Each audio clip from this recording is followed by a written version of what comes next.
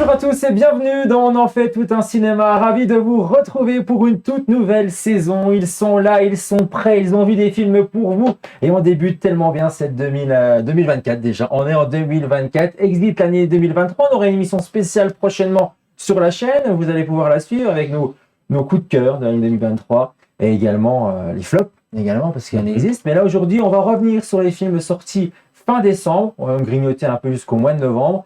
Mais en tout cas, si vous cherchez des critiques de films, vous êtes sur la bonne chaîne. Bienvenue à tous. Ils sont là, ils sont de retour. Après quelques mois d'absence et tout. Mais bon, voilà, on s'est remis en forme. Et nous revoilà. Brigitte est là. Salut Brigitte, comment vas-tu? Eh ben, très bien, ravi de vous retrouver tous. Bah, ça fait bien plaisir. C'est vrai que ça fait un petit moment qu'on n'a pas débattu sur les films à l'affiche. Et là, c'est reparti dans On en fait tout un cinéma. À tes côtés, avec toi également pour débattre de ces films que vous avez sélectionnés aujourd'hui. Cécile est là. Salut Cécile. Bonsoir Florian. Ça va Cécile? Oh ben carrément contente de tous vous retrouver. Ah, ça fait bien plaisir, c'est clair. Donc on va voir hein, tes coups de cœur, tout ce que tu as aimé dernièrement en salle. Et Jérôme est là également, notre expert cinéma. Il est partout, mon Jérôme. Salut, ça va, mon Jérôme? Ouais, ça roule. Nickel. Puis meilleurs vœux à tous. Hein. Ah oui. Bonne année. Que le cinéma soit meilleur qu'en 2023. Ça va être compliqué. Bah, c'est pas terrible 2023. Ah, c'était bien. Oui, mais heureusement, mais c'était pas une année mémorable pour le cinéma. Ah si.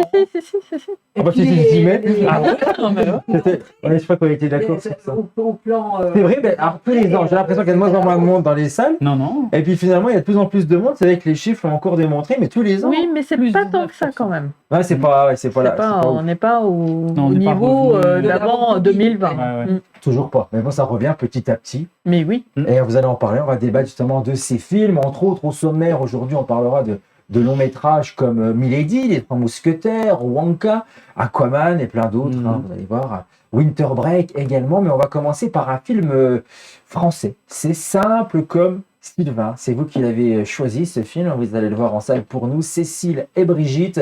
L'histoire du film, tout simplement, c'est une comédie dramatique, franco-québécoise, réalisée par Monia Chokri, sortie écoutez, fin 2023. Le film nous raconte l'histoire de Sophia, une professeure de philosophie qui quitte son compagnon ennuyeux pour vivre une passion avec Sylvain, un ouvrier du bâtiment.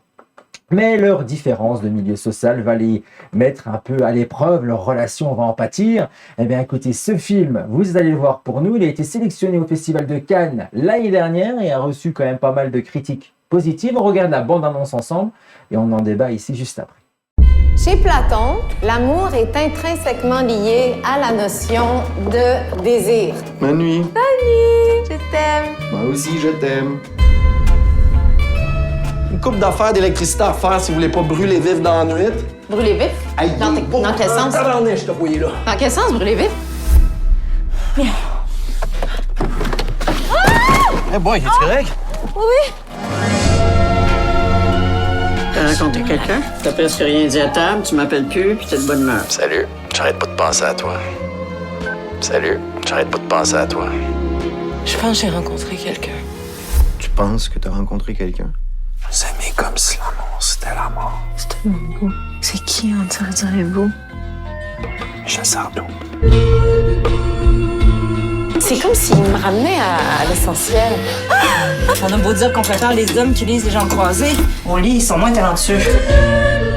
Sylvain, c'est l'intellectuel de la famille. Ça me surprend pas qu'il soit avec une universitaire. Je trouve juste ça nice que pour une fois, il soit pas qu'un sex symbole. Ben oui. Olivier? Frère. Ah ben, Sylvain! Camélia? Comment? Comme la dame aux camélias. La dame ou quoi? Un roman, c'est un roman. Dans mon monde, je parle très normalement. Ça veut dire quoi, ça, dans ton monde? Hey, beauté! Tu vas être ma femme, pis c'est pas négociable. Simple comme Sylvain, sorti le 8 novembre dernier dans les salles françaises, un film québécois. Cécile, alors ce film, ça vaut le coup, c'était sympa? Ah, mais c'est très sympa. Très sympa. C'est une comédie romantique, légère, mais pas si légère que ça, en fait, dans le propos. Donc, Monia Chokri, elle a travaillé d'abord comme actrice avec Xavier Dolan, et puis donc elle est passée à la réalisation. Et on a dans ce film québécois tout ce qui fait le sel quand même de nos cousins canadiens, donc l'accent, les expressions. Bon, alors on est dans un film social. Hein, elle quitte son mari très ennuyeux. D'ailleurs, ils font chambre à part. Hein, on le voit dès le départ pour un menuisier. Je crois qu'il est menuisier. Enfin bon, il touche à tout, on va dire. Hein, et Un bricoleur de génie. un bricoleur de génie. Elle finit par être touchée par lui, hein, dans tous les sens du terme. Et alors je ne dirais pas comment ça se termine, hein, mais surtout pas. Surtout pas. Ce serait dommage. Mais, C'est dommage. On va casser le suspense. ce serait dommage. Mais moi, j'ai trouvé ça drôle, enlevé, une mise en scène assez réaliste en caméra portée. Bon, on est vraiment propulsé dans le film. Et puis forcément, on s'identifie un peu. Bon, même si j'ai pas forcément l'âge du personnage. Vraiment très bien. Très bien. Et comparé à son précédent film, Babysitter, ça vaut le coup aussi. Ah ben j'ai pas vu tu l'as pas vu. le précédent, mais peut-être que Brigitte l'a vu. Ah bah Parce que je sais que Brigitte, elle a tout vu. Ah, tu l'as vu. Non, j'ai pas tout vu, mais Babysitter, j'avais un peu préféré, moi. Ah, tu l'as vu quand même. Oui, je l'ai Tu vu. vois. Alors là, je me suis précipitée pour aller voir Simple comme Sylvain. Simple comme Sylvain, parce que j'avais lu que dans ce film, il y avait de la joie et il y avait du sexe. Et je me suis dit qu'en plein hiver, Ah bah, ça se refuse pas. Après ça tous va les chauffer. films plombés qu'on voit régulièrement, là, je me sentais pousser des et ailes. alors, ça pousse. Et puis, alors c'est vrai que non, c'est vrai que c'est drôle par moments, mais pas toujours. Je trouve que il y a des passages à vide, il y a des moments un petit peu laborieux quand même. Et puis cette idée de ce grand thème, hein, est-ce qu'on peut aimer et réussir une vie amoureuse en dehors de sa classe socio-culturelle? Gros sujet, hein, pour les sociologues. Eh bien, je trouve qu'il est un peu traité par-dessus la jambe, si j'ose dire, hein, parce que voilà, ça reste une comédie, mais quand même un peu superficielle, un peu balourde par moments. Ah, carrément, oui. Et puis oui, alors après, bon, c'est vrai que j'adore cet accent québécois, et le film est d'ailleurs sous-titré. Ah bah, c'est mieux parce que Les on films comprend pas tout, québécois sont souvent sous-titrés parce qu'on considère que nous autres ne serions pas tout à fait en mesure de comprendre 100% de ce qui se dit. Voilà, Mais, c'est vrai, non, c'est vrai quand même. Oui, Heureusement qu'on a oui, des mais alors airs de temps en après, temps. après, je vais te dire, si tu parles l'anglais, parce qu'il y a pas mal d'anglicismes dans Ouais. leur langage, ou de mots qui sont moitié, on arrive hein, quand même. Mais c'est Oui, vrai, mais là, ça. en fait, ça va jouer aussi au niveau des classes sociales. C'est-à-dire que elle, qui est professeure d'université, Voilà, bon, c'est ça. il n'y a pas besoin de la sous-titrer. Elle parle un français très proche du nôtre. Et dès qu'elle est avec C'est Sylvain, vrai. ouvrier du bâtiment, lui, il va parler un québécois beaucoup plus Ouais. ancré dans la terre, dans la forêt, Oui, quoi. oui, hein. c'est sûr. Il est Ouais. vraiment au pied des érables. Hein. Bon, hein, donc c'est aussi intéressant pour ça, de voir qu'on ne parle pas la même langue, finalement, en fonction des classes Mais ce qui est sociales. bizarre avec les Québécois, pardon, mais c'est quand on reprend l'anglicisme, ils l'aiment pas. Parce que quand on voit les titres des films en québécois, c'est Oui. jamais le titre en anglais, ils sont toujours en train de tout traduire en français. C'est obligatoire. Ah, c'est obligatoire. Bien sûr. Ah, je savais pas ça. Ah Tu oui, vois, oui, tu c'est m'apprends pour un truc. préserver la langue française. Ouais. D'accord. Après, Des pour fois, c'est revenir bizarre, au hein. film, je trouve que le choix d'en faire, elle, une prof de philo, on est un peu dans l'archétype de l'intellectuel, quoi. Oui. C'est un peu... Oui. Oui. Bon, et puis... Ouais, après, c'est pas du tout un mauvais film, hein, mais que c'est même plutôt bien. Mais comme j'en attendais énormément, du coup, voilà, j'ai une petite déception. déception par rapport à mes attentes. Voilà. Simple comme Sylvain. Vous avez les avis ici. La note Allociné 3,9 sur 5, ce qui est quand même une très belle note. Donc les spectateurs vous rejoignent quand même plutôt pas mal. Alors vos notes ici, on a un 4 pour Cécile. Bonne note, proche des spectateurs d'Allociné. Et 3, voilà, un peu au-dessus de la moyenne pour Brigitte. Voilà, simple comme Sylvain. Prochainement en VOD, puisque c'est comme ça qu'on dit. Hein. On pourrait dire en Blu-ray, mais c'est terminé, plus ou moins. Je suis pas sûr que ça sera en Blu-ray encore ces films-là. Mais bon. On va parler d'un autre film. Winter Break, c'est quoi? C'est une comédie dramatique américaine. Le film se passe dans un lycée en hiver 1970 en Nouvelle-Angleterre. où un professeur d'histoire antique, pédant et austère, doit rester sur le campus pendant les vacances de Noël pour surveiller les quelques pensionnaires restés sur place. Et là, il va se lier d'amitié avec Angus, un élève brillant et rebelle, ou encore avec Marie, la cuisinière endeuillée par la mort de son fils au Vietnam. Le film a été remarqué à Cannes l'année dernière. On regarde la bande-annonce de Winter Break et c'est Jérôme qui nous en parle juste après. Chaque année à Barton, les étudiants, les enseignants et le personnel quittent le campus pour 2 semaines de vacances pour Noël. Mais il y a toujours quelques malheureux qui n'ont nulle part où aller pour les vacances. Ils sont consignés. Monsieur Hanam, Bonsoir Marie. vous coltinez le babysitting de Noël cette année, alors comment ça se fait? Tu sais qu'il a fait ses études ici? Oui, c'est pour ça qu'il sait comment s'y prendre pour nous faire souffrir un maximum. Moi qui croyais que tous les nazis étaient cachés en Argentine. La ferme, Tolly. Vous venez de décrocher une retenue, jeune homme. Être ici avec vous, c'est déjà être en retenue pour l'éternité! Espèce de petit con, je vous rajoute 1 heure de colle. Vous croyez que j'ai envie de jouer les babysitters avec vous? Non, j'ai prié pour que votre mère réponde au téléphone, ou que votre père débarque en hélicoptère ou en soucoupe volante. Mon pour père que vous... est mort. Winter Break, film américain que tu allais voir en salle, Jérôme. Alors, Ouais, sympathique. ouais. Bah, c'est plus que sympathique. Ah ouais? C'est une très très très bonne surprise. Surtout que j'y allais très franchement un petit peu à reculons. Sans plus, quoi. Ouais, sans plus. Je me suis dit, je savais qu'aux États-Unis, il faisait un peu parler de lui, que c'était un film qui marchait bien, et je ne savais rien d'autre. Je n'avais pas vu la bande-annonce, donc j'y allais en me disant bon, ouais, je vais voir un film de Noël, bon sentiment, qui dégouline, comédie familiale, je sais pas quoi. Et au final, non, pas du tout. C'est génial. C'est génial parce que cette histoire de, comment dire. Je peux pas parler d'amitié, mais ce lien complètement improbable entre ce prof, le pire prof qu'on puisse imaginer, le mec qui essaye jamais d'être sympathique aux yeux de ses étudiants parce qu'il s'en fout, il est à fond dans sa matière, il est passionné par sa matière et il y a que sa matière qui compte.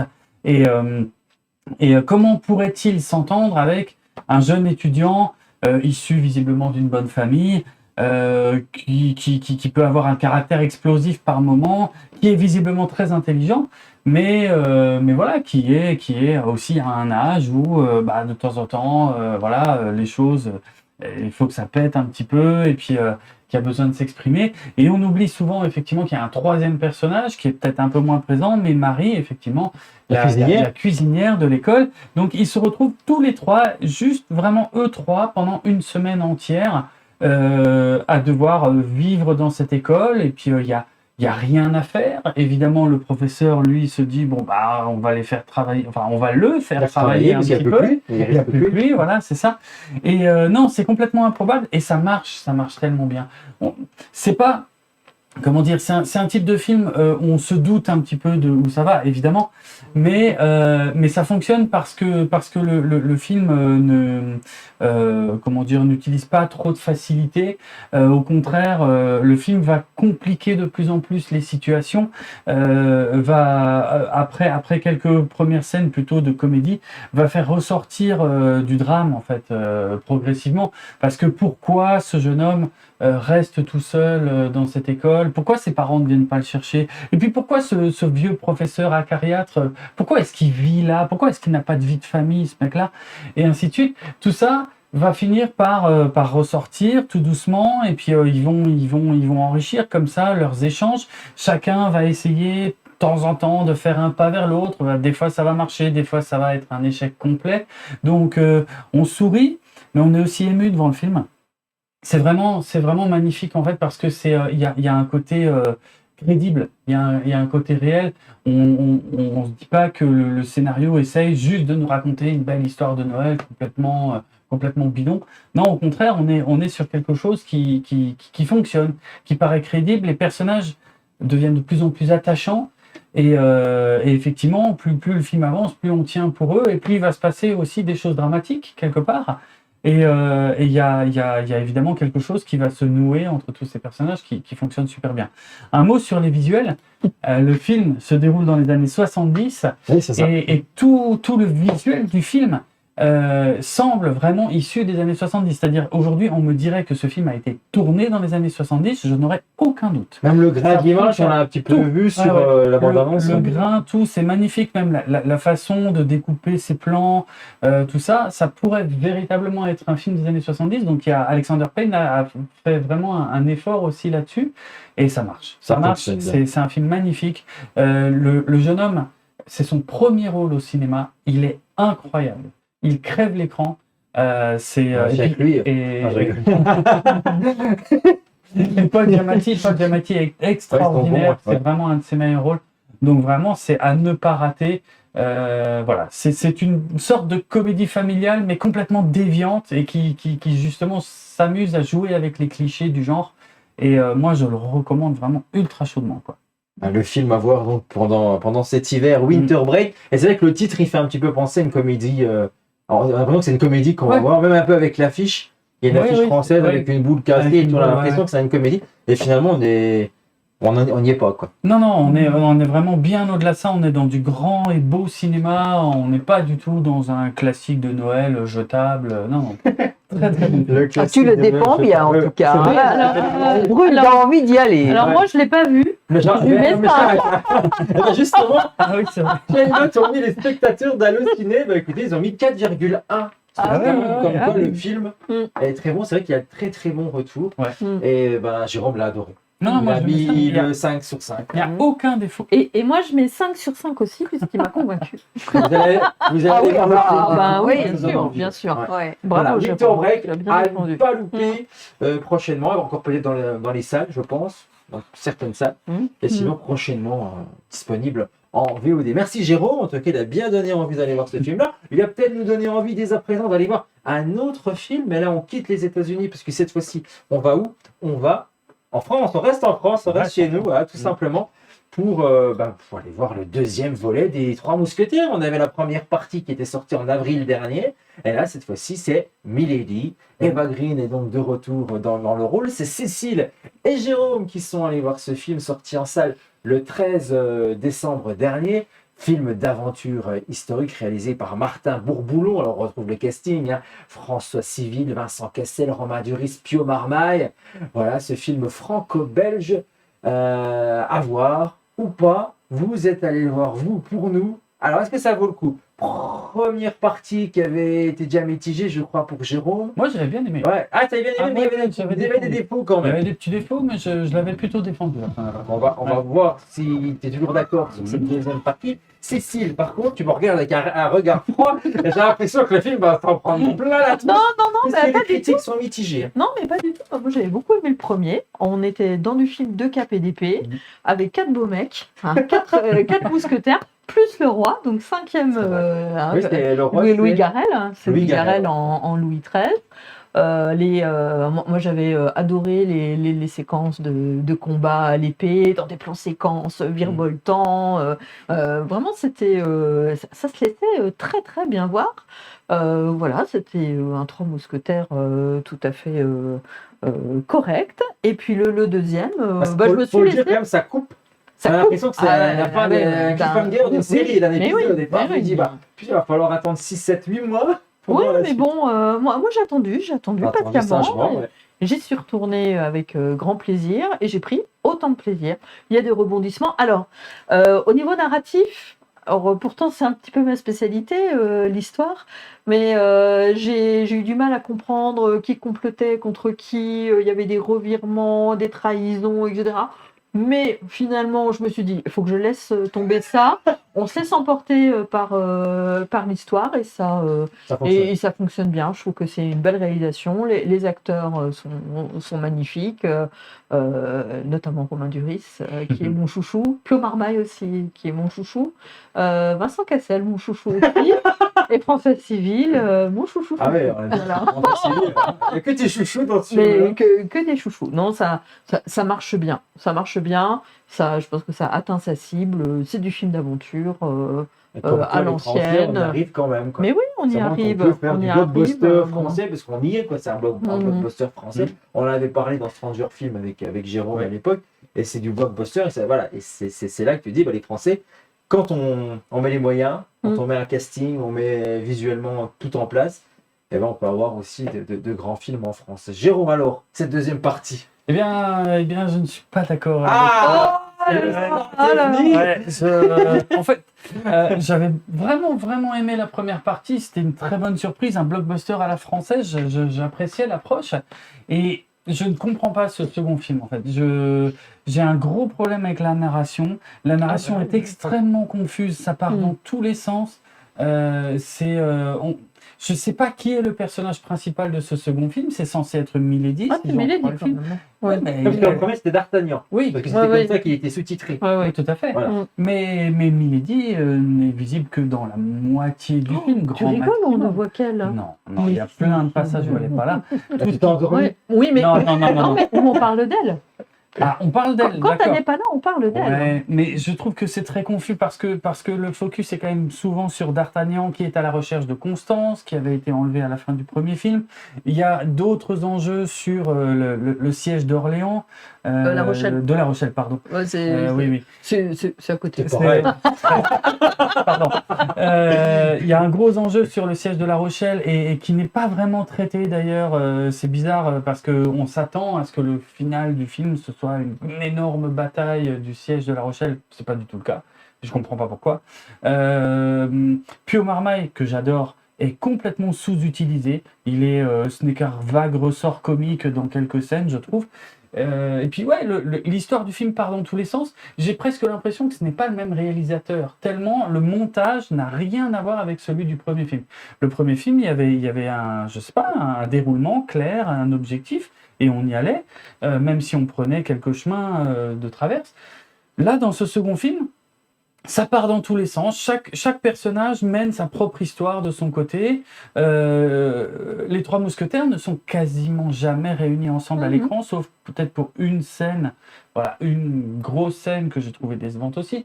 Enfin bref, je suis très déçu. Vraiment, j'ai envie de l'aimer parce que j'ai adoré le premier, mais ça marche pas. Il y a quelque chose qui prend pas. Mais les défauts du premier sont quand même là encore, parce que je me rappelle, on avait beaucoup critiqué les scènes d'action qui étaient quand même très proches, très plan serré. Et enfin, moi, j'ai l'impression que c'était très brouillon, que ça c'était de la caméra portée. Ça marchait pas. Moi, j'avais très proche de l'écran.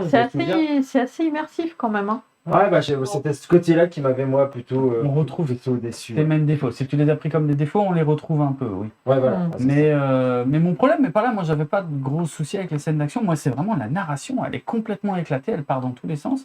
Et il y a quand même un complot contre le roi auquel on ne comprend rien. Ah bah non, on comprend rien. T'es d'accord. Oui, mais je l'ai dit, hein, on comprend rien, mais au bout d'un moment... Ouais, mais c'est un peu dommage quand même. Je lâche. C'est un peu dommage. C'est gênant. Il y avait une belle romance qui commençait avec Constance, entre Constance et D'Artagnan dans le premier film. Qui n'est quasiment pas traité dans le second, en fait. Il passe son temps à la chercher, alors, elle est enlevée. Mais vous n'avez pas vu le même film. C'est ça qui est intéressant. Et puis, quand il la retrouve, alors on ne peut pas forcément dire, oui. Ah bah non, on ne peut pas dire. C'est pas traité. C'est pas traité, mais c'est son moteur narratif, quoi. C'est le moteur de ses actions. Bon. Je sais pas. Mais bon. Deuxième partie, mitigée, on va dire. Alors, moi, on verra pour la troisième. Parce que ça... Normalement, il devrait y avoir un troisième. Mais à mon avis, ils attendent. Ah, il y a encore un cliffhanger. Ah oui. Alors, que j'ai pas trouvé très fin. Non, il n'est pas fin. Et du coup, on ne sait pas trop parce que c'est selon les entrées, là. Parce qu'on savait que la première partie, la deuxième était tournée. Donc, on savait très bien que quand on avait vu le premier, la deuxième allait forcément sortir. Mais là, le troisième, c'est pas dit, parce que c'est pas en boîte. Hein. C'est pas sûr. Donc, à voir les entrées, ce que ça donne prochainement. On aura cette news, on vous la donnera ici dans l'émission, on en fait tout un cinéma. En tout cas, côté des critiques spectateurs Allociné, 3,7 sur 5 pour Milady. Mais ça te dit pas, ça, Brigitte, toi? Ah, moi, j'ai calé après le premier. Hein. Ah, t'es allé voir le premier, mais tu t'es dit, non, pas du tout. Oui, non, voilà, c'était plus pour moi le deuxième, non. Ok. Non. Eva Green, c'est pas ton... Je sais pas, j'ai trouvé ça confus, j'ai eu du mal, quoi. J'ai décroché très vite, quoi. Voilà, bon. Brigitte a décroché. Est-ce que les notes ont décroché? Cécile, 3 sur 5. La note pour Cécile, et c'est Jérôme qui a bien décroché. Hein, pour le coup, qui avait apprécié le premier et qui t'avait donné une bonne note, je me souviens à l'époque. 2 seulement. Oui, pour cette le deuxième casting. partie. 2 pour le casting. Ah, le casting Par est contre, il n'y a plus excellent. rien à sauver. Mais le reste, j'ai du mal. Et les chevaux jouent très bien. Voilà. Les Césars parleront peut-être. Voilà, les chevaux, animaux, les pour capes, amis, les pour les épées, amis. tout le monde joue bien. Tout le monde joue bien. Alors, est-ce que ça joue bien dans le prochain film dont on va vous parler dès à présent? Ben, écoutez, Perfect Days, c'est parti. C'est un film qui raconte l'histoire quotidienne de Mirayama, un employé municipal de Tokyo qui est chargé de nettoyer les toilettes publiques. Et high-tech, forcément, on est au Japon. Il vit seul et suit tous les jours sa routine quotidienne et dédie son temps libre à sa passion pour la musique, la culture de plantes, la photographie ou encore même la littérature. Son histoire est agrémentée de rencontres inattendues. Le film est une réflexion émouvante et poétique sur la recherche de la beauté dans le quotidien. Alors, qui est allé voir ce film? Je n'ai plus l'information. C'est Cécile qui est allé voir ce film. Donc, oui, moi, comment c'est le réalisateur? Wim Wenders, cinéaste il écrit, allemand, c'est écrit. le réalisateur des Ailes du désir, Paris, Texas, et j'en passe. Alors, moi, les derniers films de fiction, j'en avais pas, je les ai pas vraiment vus. Il s'est quand même surtout tourné vers le documentaire ces dernières années, et là, il revient à la fiction. Et ben, c'était un beau voyage au Japon. C'est ça. J'ai visité toutes les toilettes de Tokyo, et je vous les recommande. Je vous les recommande. Ça donne envie d'y aller pour les tester toi-même. Ah, mais carrément. Ah, voilà. Mais carrément. Elles sont d'une propreté incroyable parce que il est là, l'employé. Et surtout, elles sont très originales. Alors déjà, rien que pour ça, ça vaut le déplacement. Visiter les toilettes de Tokyo. Et ben, on est dans le cinéma où il faut se laisser, dans un cinéma où il faut se laisser porter. Il n'y a pas vraiment d'arc narratif précis. On va suivre la routine de ce personnage dont on ne sait rien et dont on ne saura pas grand-chose. Mais il y a une poésie dans les plans, il y a une poésie dans sa manière de vivre qui m'a beaucoup plu. Bon, notamment alors, le travail du photographe de cet employé qui travaille encore avec de l'argentique. C'est un beau voyage. C'est un beau voyage dans les toilettes de Tokyo. Filmé par un cinéaste allemand. En fait, Pardon? Il a pris des photos, il a été nettoyer les toilettes. Quoi. Oui. Donc c'est ça Alors, le film. Il fait quelques rencontres, mais qui ne sont pas forcément des choses narratives très ponctuées. C'est la vie au quotidien et la beauté de la vie. Non, mais c'est ça. Et même quand on nettoie les toilettes. Il y a beaucoup de retours sur ce réalisateur-là, justement, à chaque fois qu'il met en boîte ses films et tout. Il raconte le quotidien et la vie telle qu'on peut la voir en vrai. Et c'est ça qui ressort de ce long métrage. Côté note à nos ciné, 4,1 sur 5 pour ce film, qui a de très bons retours, côté presse ou côté critique publique. Et un beau 4 pour ce film à découvrir, Perfect Days de Wim Wenders, à voir encore dans les salles ou prochainement à la télévision. Voilà. Par contre là, celui-là, faut pas le louper, c'est Jérôme qui nous a concocté ce film américain, un film de super-héros réalisé par James Wan. Alors, on le connaît surtout pour ses films d'horreur, mais là, voilà, il s'attaque au blockbuster avec les super-héros. C'est qui? C'est Aquaman qui est de retour. Le premier film était sorti en 2018. Et là, l'univers DC lancé en 2013 continue sur sa lancée. Oh non, se termine, je dirais. Se termine, c'est fini là? Ah ben là, on clôt un chapitre. Ah, mais c'est en 2013 que ça a commencé. Tout à fait. L'aventure DC. Ah, oui. Et là, on clôt la chose. Oui. On sent qu'ils veulent passer à autre chose, les studios. C'est sûr. Il vaut mieux parce que... oui, je sais que c'est acté, mais il est temps. Ils sont sous l'eau. Quelque part. Ils sont sous l'eau, mais c'est vrai, bien vu. Bravo. Très bien vu. Bon, voilà, le film, c'est quoi? Les aventures de qui? D'Aquaman, qui est de retour, le roi des 7 mers, qui doit faire équipe, cette fois-ci avec son frère, Orm. C'est son ancien ennemi. C'est ça. Dans le précédent film. Wow. Voilà, ils doivent affronter cette fois-ci Black Manta, un redoutable pirate doté d'un trident noir. Ça me donne envie. Le film mélange action, fantastique et humour et propose des scènes spectaculaires sous-marines. Est-ce que tu es d'accord avec ça? Alors, Aquaman, il est de retour, qu'est-ce qu'il nous veut? Je sais pas s'il nous veut du bien, pour être franc. Oui. Non, vu la qualité du film, non, on va pas se mentir, c'est mauvais.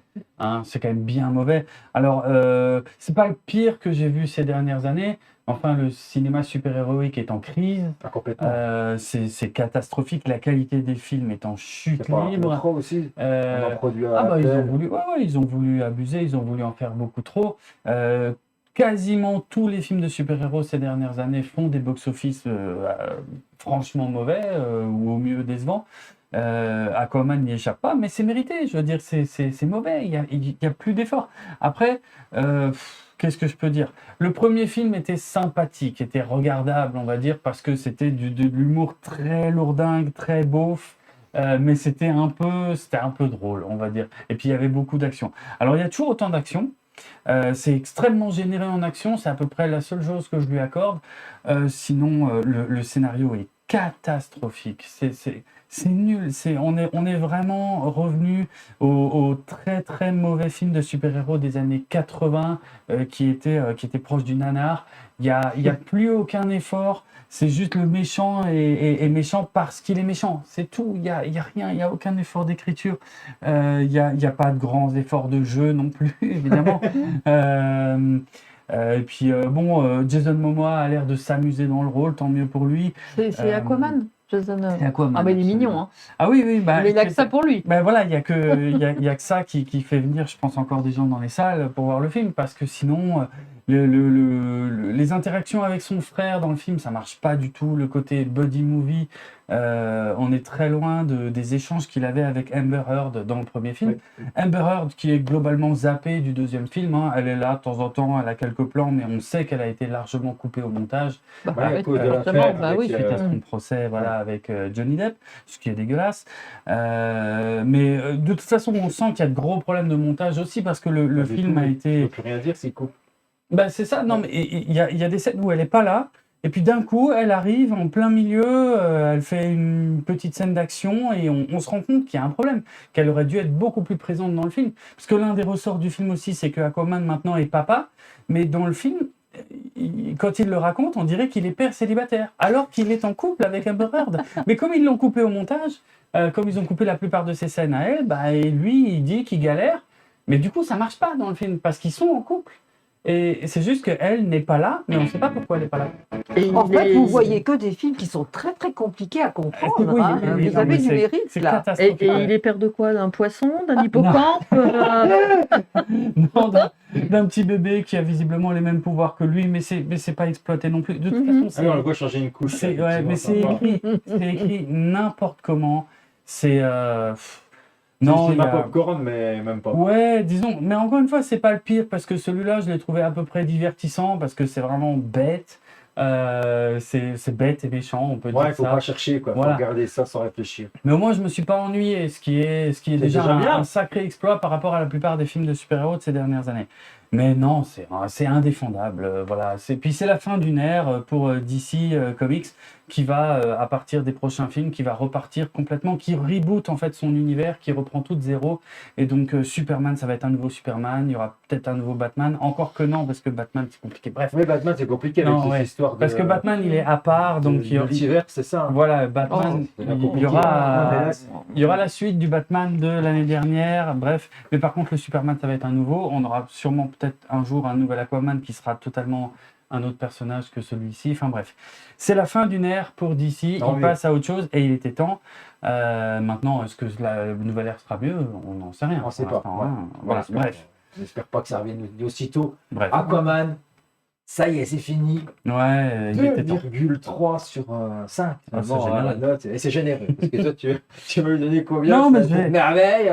Je lui mets deux. Ah, 2 quand même. Je lui mets deux parce que je me suis pas ennuyé. Voilà. Ah, parce que tu t'es pas ennuyé. Mais c'est tout. Parce qu'il n'y a rien d'autre, t'as rien d'autre. Non, il n'y a rien d'autre, vraiment. C'est hyper varié. C'est très généreux en scènes d'action et toutes les scènes d'action. Mais c'est sont joli, très mais moi, différentes. visuellement. Ouais, C'est bossé parce que des fois, on a l'impression que les effets spéciaux purisants. Ah. Ça va vite. Hein. c'est pas Avatar. Mais, encore une fois, j'ai vu largement pire aussi. Ouais, c'est que ces derniers temps, on a vraiment Ah, vu ouais. pire en termes Non, de il y a spéciaux, eu des trucs C'est honteux. honteux. Celui-là n'est pas honteux, ça se laisse voir. Bon, ben voilà, Mais- Aquaman, à voir ou pas. Pas du grand cinéma. À vous de choisir. On va partir, on reste aux États-Unis, mais on va partir dans un autre univers complètement différent. Une suite, mais pas tout à fait une suite parce que ça se passe avant. Mais bon, voilà, Wonka est de retour, le pays du chocolat, mais en comédie musicale américaine réalisée par Paul King, réalisateur entre autres des films Paddington. Eh bien, écoutez, il s'agit là du préquel du film Charlie et la chocolaterie, sorti en 2005 et adapté du roman de Roald Dahl.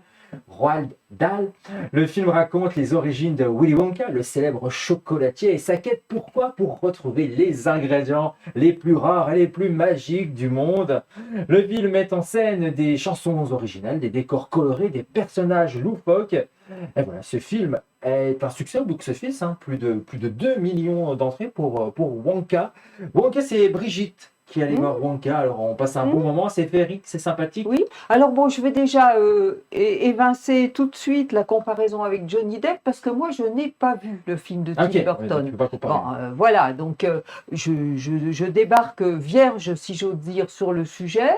Alors, bah, moi, j'ai trouvé que Timothée Chalamet, dans le rôle du tout jeune Wonka qui débute dans le chocolat ou presque, c'était plutôt une bonne idée, si ce n'est que, à mon avis, l'acteur ne mange jamais de chocolat parce qu'il est tellement fluet que je crois que le chocolat, il doit en manger une fois par mois. Hein. Ben, mais les acteurs lui trompent tout le temps, hein, voilà.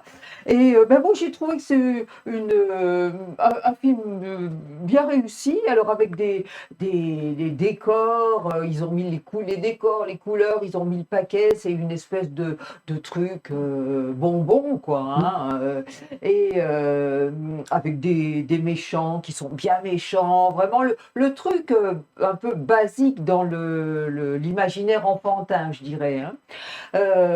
Moi, j'ai trouvé qu'on passait un bon moment. Alors, malheureusement, il y a très peu de séances en VO, parce que je suppose qu'on considère comme c'est un film familial. Voilà, il y a peu de VO.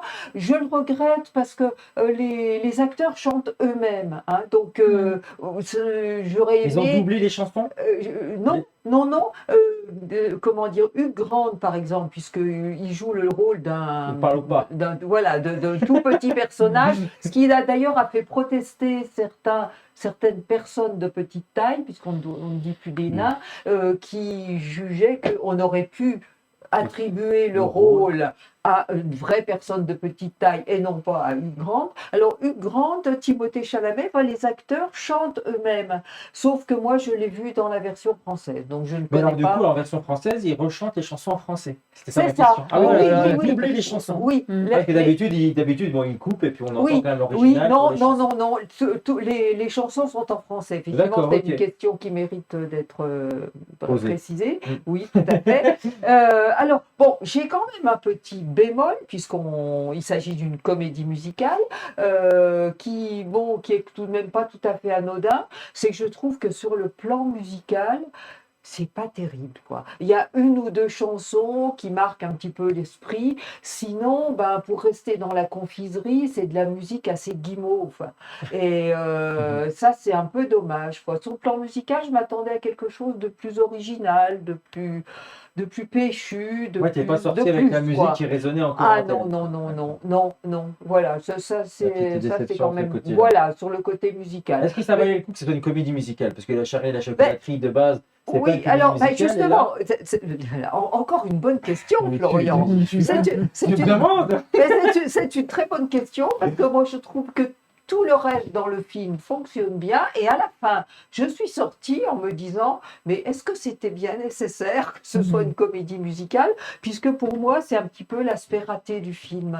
Oui, et ça fait peur à certaines personnes, parce que le public français, les Américains, ils adorent ça, Broadway, les comédies musicales, ils adorent ça. Le public français, on est moins fan des comédies musicales. Donc ça peut bloquer, moi j'en connais personnellement, à cause, t'en fais partie, que c'est vrai que toi t'aimes pas les comédies musicales, du coup ça bloque, et du coup tu sais que c'est une comédie musicale, alors j'y vais pas. Oui, c'est pas cette partie musicale qui est la plus réussie du film, ça c'est sûr. Mais bon, ça reste beau oui, à voir. Oui, c'est bien sorti à la bonne période pour les fêtes, ça fait plaisir de voir ce type de film. D'ailleurs, le film a du succès, je pense que c'est assez justifié. Voilà. Wonka, à découvrir dans les salles, oui, puisque c'est mieux de voir ce type de film sur grand écran, les couleurs et tout. Ça, je pense que ça envoie plutôt bien. Wonka fonctionne bien, 3,8 sur 5 pour la note hallucinée, plutôt sympathique. C'est le même problème, je crois, Cécile, toi, la VO, c'est ce qui t'a fait ne pas aller voir le film. Bah oui, moi je refuse. Pas de séance en VO. Je refuse de le voir en VF. Donc j'attends la VO. Faire un petit peu, juste pour dire au moins, on m'en proposait. Pas faire 10 séances dans la semaine, mais moins 2 ou 3.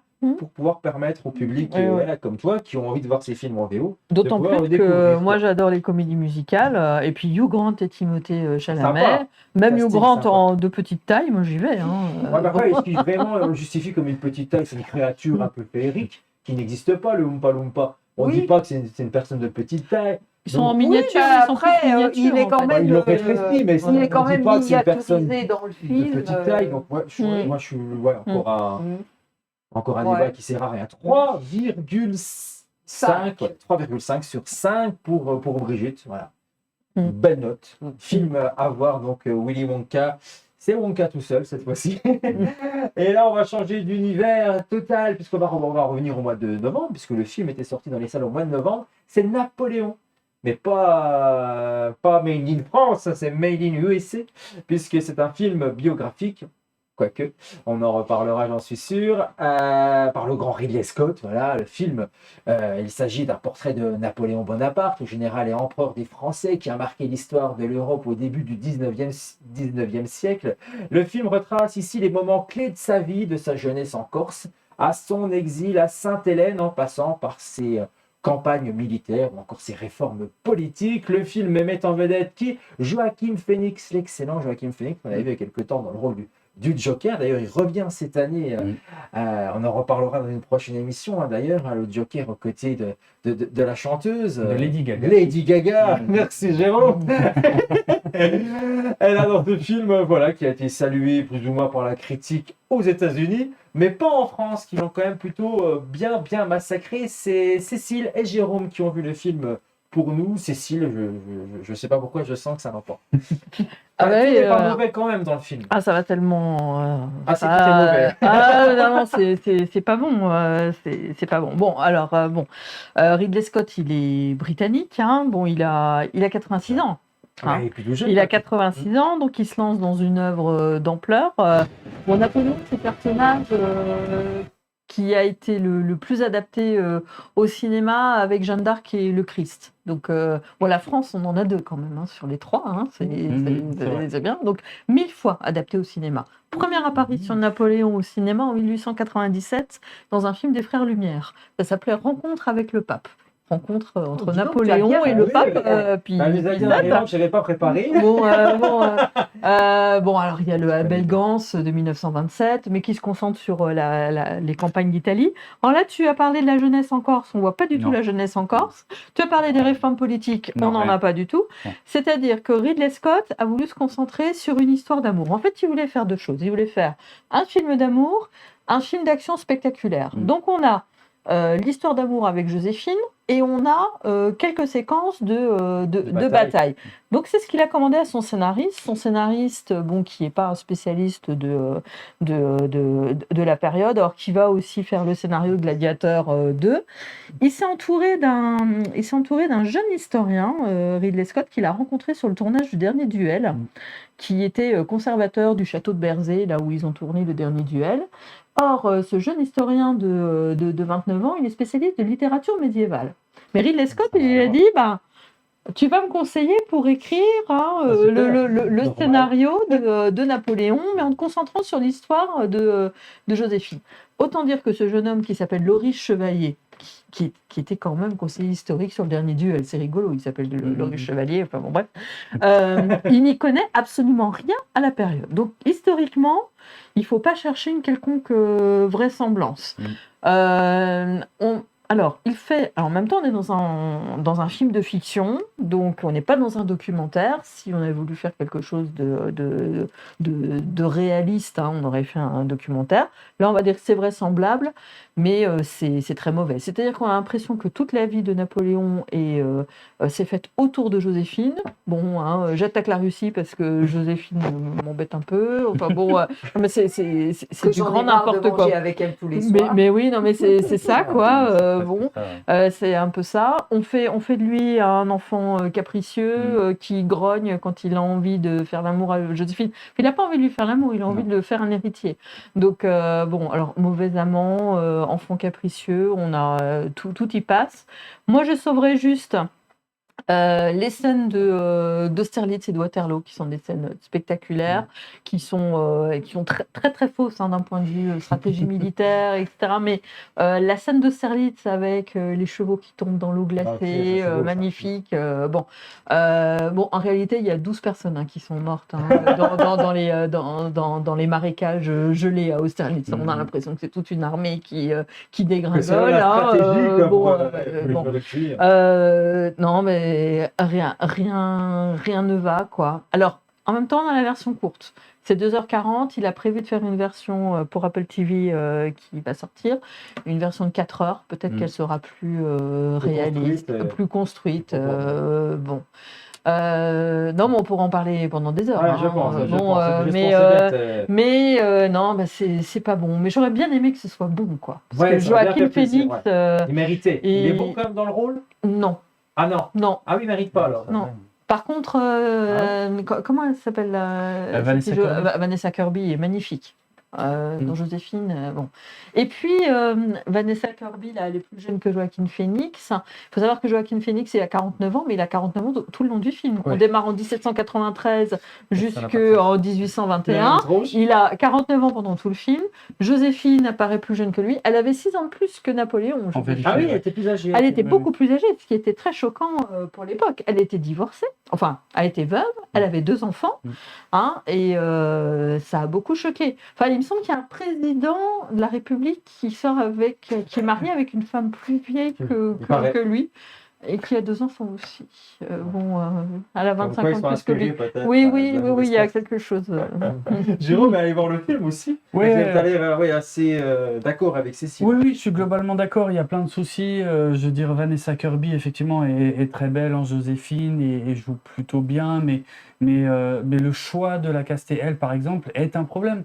Parce que, comme la véritable Joséphine était plus âgée que Napoléon et qu'elle avait déjà eu des enfants, c'est ça qui expliquait le fait qu'elle ne pouvait pas lui donner d'héritier. Or, dans le film, ça n'est jamais expliqué. Dans le film, elle est plus jeune.